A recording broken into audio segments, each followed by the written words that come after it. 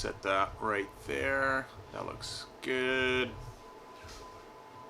Hey everyone, so last couple weeks ago actually, I came out with a video showing you how I did my first growth chart. This week I want to show you a different method that I used using a 1/4 inch box cove bit to make all the grooves, as well as some 3D numbers. Well, they're not 3D, they're just 1/4 inch plywood, which gives it a little bit more depth to the board or the ruler, whatever you want to call it. So yeah, if you guys are interested, watch this video and I think you'll enjoy it.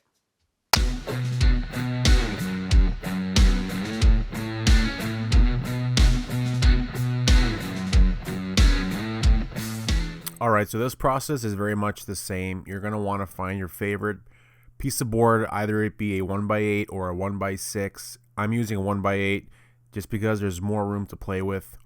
You're going to cut one side, again, flush.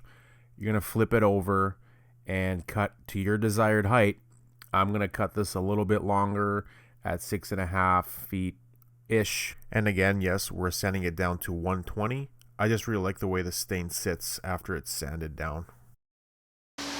Don't let me forget, we're chamfering this one all the way around. And if you notice these lines, they're all marked at exactly 1 inch apart.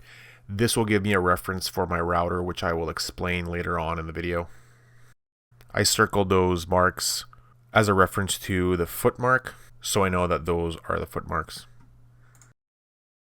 Alright, now over here, as you can see, I set my square to 1 inch and 7/8. That's going to be my particular distance from the edge of the router bit to the edge of the router plate. Okay, now here is where it might get a little confusing. This Blue Empire square is the length to which you want your marks to be plus the 1 inch and 7/8 from the black square. That equals the distance you're going to put your stop block at.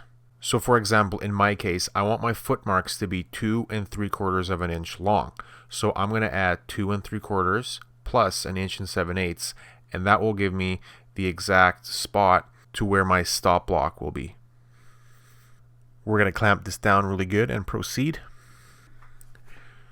Now the router bit I'm using here is a bit that I picked up from Lee Valley. It is a 1/4 inch box core bit with a 1/4 inch shaft and a 5/16 depth. Now most routers should or will have these indicator marks, and that will indicate the center of the bit, as you can see here.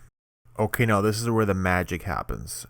Those indicators that we talked about, you're going to want to center that with that pencil mark right up against the square so it rides up against the square tightly and firmly to make your groove.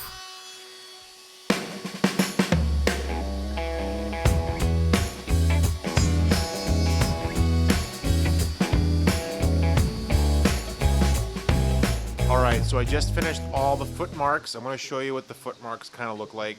And then I'm going to do all of the inch marks and then all of the 1/4 marks after that. Alright, so I did the foot marks at 2 3/4. I think I'm going to do the...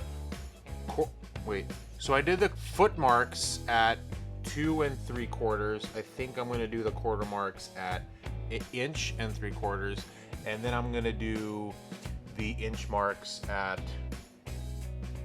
1 1/4. I think that makes sense. So you're gonna pick your how long you want your marks. You're still gonna add 1 inch and 7/8 to this. So if you made it this far in the video, I would like to thank you. We're about halfway there now. If you enjoyed so far, please consider subscribing. It really helps out the channel immensely. Leaving a like also helps. Comment down below, share your ideas and thoughts, and share this video with whom you think might enjoy watching it or making one for themselves. I think we did it. I made this cardboard template so I wouldn't get too much overspray. It helps, but it looks kind of plain, don't you think? Let's give it some life, some meaning, and let's give it a name. What should we call him? Alright, this music's kind of freaky. We're getting a little off topic here. Let's just... Alright, Now that you hit it with some paint, you're going to let it dry. You're going to let it sit for a couple hours. And then we're going to come back and, you guessed it, we're going to sand it until all that extra overspray is gone and you're left with a perfect, pristine black stripe. And once you blow away all that extra sawdust, you should have something that looks like this. A perfect showroom factory finish that looks like it was made by a professional. And if you don't have a vise, you can pick up these really cool screw clamps for 20 bucks each. Where I'm from, at least. That's what they cost. To hold up your piece so you can sand down the edge grain. Because of overspray, of course. And remember when I said I was going to use a chamfer all the way around on this project? Don't let me forget, we're chamfering this one all the way around. I'm still going to do that. And when in doubt, check on a scrap piece first. Now that right there is what I'm going for. Now you got to be extra careful because you got grooves in here now, and when you run the router you might get some tear out, so you might want to be cautious of that.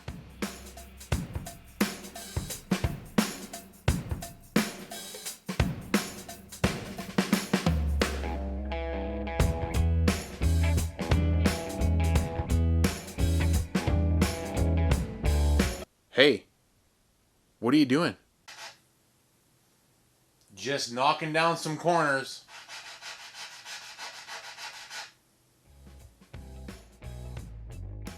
Alright, so I painted it. Well, I painted the grooves. I sanded it down and we picked out a stain. So now I'm going to stain it. But before that, we're going to do something special. Let's check it out. And of course I came up with this bright idea at the very last moment. Decided to incorporate some unique cursive writing.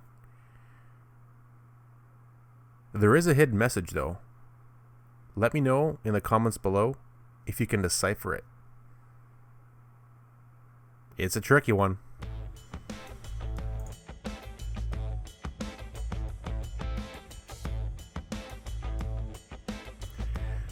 Yeah, so this time I'm going to try to leave all the tools that I used in the description below, along with some stains that might have been used and some finishes.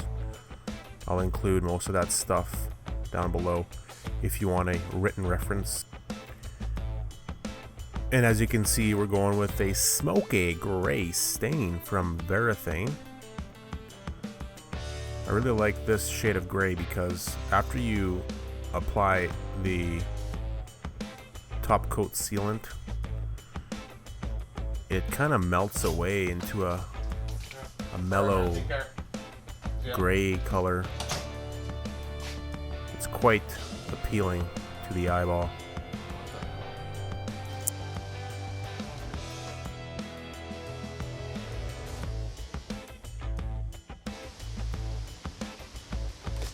Alright, let's do this! So you're going to want to hit those numbers with your favorite spray paint. I'm using Painter's Touch Premium Matte Finish Spray Paint for this. You're going to want to hit that with one strong coat and then let it dry for a few hours at least. Now I'm a strong believer in having many options for attaching these kind of things. So you can use either glue or CA glue, or you can use a mechanical fastener. I'm not going to opt for the mechanical fastener. We're going to go with the super glue, or whatever that fancy word is, CA glue or something. And look, the way this glue works is you have the super glue in one bottle and you have an activator spray in the other. You want to put a little bit of glue on one piece and put this activator spray on the other, and then mush them together, press down for a few seconds, and that's it. That's all you have to do. It's amazing. And look, I'll even show you guys how strong this stuff is. I'm gonna grab it, with my fingers and try to move it around, and I'm going to poke at it with the scissors, and I'm going to lift it up from the number, and it still holds. I think it's pretty good. This stuff's amazing. Good job, CA Glue. But yeah, at this point you can leave now. You can stop watching the video if you'd like. It's pretty much of the same thing. We're gonna glue this up. We got 4 more numbers to go, so if you want to watch, please do. I'm not telling you to go anywhere now. You watch the rest of the video if you'd like, but this pretty much sums it all up. Thanks for watching, and I hope to see you on the next one, if I make a next one. Hopefully I will, because I kind of enjoy making these videos. I think they're super cool. I hope you guys think they're super cool. Okay, bye. Oh, and don't forget to subscribe. Oh yeah, and one more thing. If you want to see where I hung this in my house, I don't know yet, but if you want to find out, you can follow me on Instagram at Outsidend Woodworking, I think, and I'll have it hung there by the time you watch this video. Hopefully I will post it.